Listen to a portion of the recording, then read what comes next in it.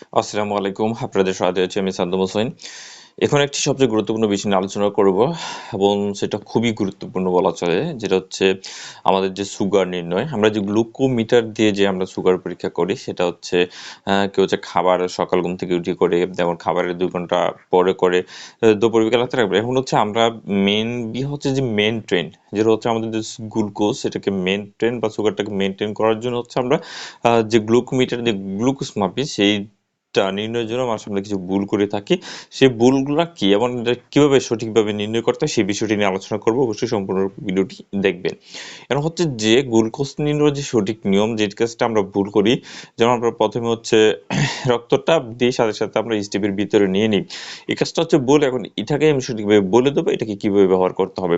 প্রথমে প্রসিডিউরটা যদি আপনাদেরকে বলি তাহলে হচ্ছে প্রথমেই কোনো একটা স্প্রিট বা হচ্ছে এক্সিসল জাতীয় পদার্থ বা ডিসইনফেক্টেন্ট দিয়ে হচ্ছে আপনাকে হাতের যে বাম হাতের যেই রিং ফিঙ্গার রয়েছে সেই রিং ফিঙ্গারটা হচ্ছে আপনাকে ভালো করে পরিষ্কার করতে হবে। এবং এই যে বাম হাতে যে রিং ফিঙ্গারটা নেওয়ার কারণ হচ্ছে যে এই ফিঙ্গারটাতে বা এই আঙ্গুলটাতে হচ্ছে সেন্সিটিভিটা খুব কম থাকে, মানুষের যে সেন্সটা কম থাকে, যাতে এটাতে ব্যথাটাও কম পাওয়া যায়, এই জন্য এটা নেওয়া হয়।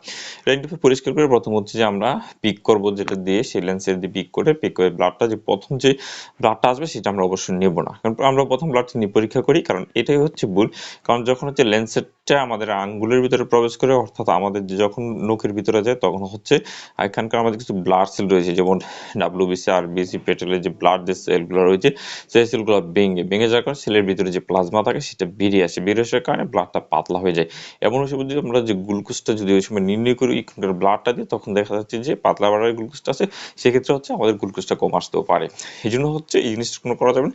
প্রথমে হচ্ছে লেন্সের দিয়ে পিক করবো, পিক করে প্রথমে যে রক্তটুকু আসবে সেই রক্তটুকু আমরা অবশ্যই তুলা দিয়ে মুছে ফেলে দেবো এবং পরবর্তী সে রক্তটা আমরা নিয়ে পরীক্ষা করবো, তাহলে সঠিক রেজাল্টটা আসবে। এই ছিল হচ্ছে পরবর্তীতে। এখন যাদের হচ্ছে ডায়াবেটিস রয়েছে, এখন বর্তমানে সেটা খুব কমন, প্রতি করে কারো না কারো রয়েছে, সকালে ঘুম থেকে উঠেও কারো এটা মাপতে হয়, নির্ণয় করতে হয়, কারো হচ্ছে দুপুরে, কারো সন্ধ্যার সময় দিনে ৩ বার এমন হচ্ছে যেটি নির্ণয় করতে হয়। তা হচ্ছে একটু নির্ণয় জন্য আমরা যে সঠিক পদ্ধতিটা আমরা সেটাই ব্যবহার করব। সঠিক পদ্ধতিটা হচ্ছে প্রথমে যে রক্তটা আসছে আমরা সেই রক্তটা কখনো নিব না। প্রথম রক্তটা আমরা ফেলে দেবো এবং পরে যে রক্তটা আসবে সেটা দিয়ে আমরা হচ্ছে যে গ্লুকোজটাকে নির্ণয় করব। যদি এই পদ্ধতিটা মেনটেন করে চলেন তাহলে অবশ্যই সঠিক পদ্ধতিতে গ্লুকোজ নির্ণয় করা হবে এবং গ্লুকোজের যে সঠিক যে রেজাল্টটা বা আপনার ব্লাড সুগারের যে মাপটা, পরিমাণটা সেটা হচ্ছে সঠিক থাকবে।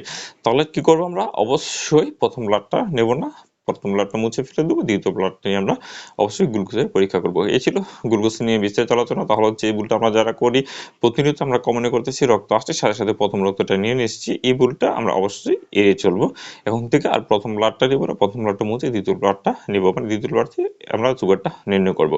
ভালো থাকুন, সুস্থ থাকুন। অবশ্যই ভিডিওটিতে লাইক দিবেন, কমেন্টস করে আপনাদের মতামত জানানো, তো পড়াশোনা করতে পারেন। ভিডিওটি শেয়ার করে দিবেন। অবশ্যই পরবর্তী ভিডিও নিয়ে আবার অবশ্যই খুব শীঘ্রই ফিরে আসবো। সে মতো ভালো থাকুন, সুস্থ থাকুন। বিদায় নিচ্ছি। আল্লাহ হাফিজ।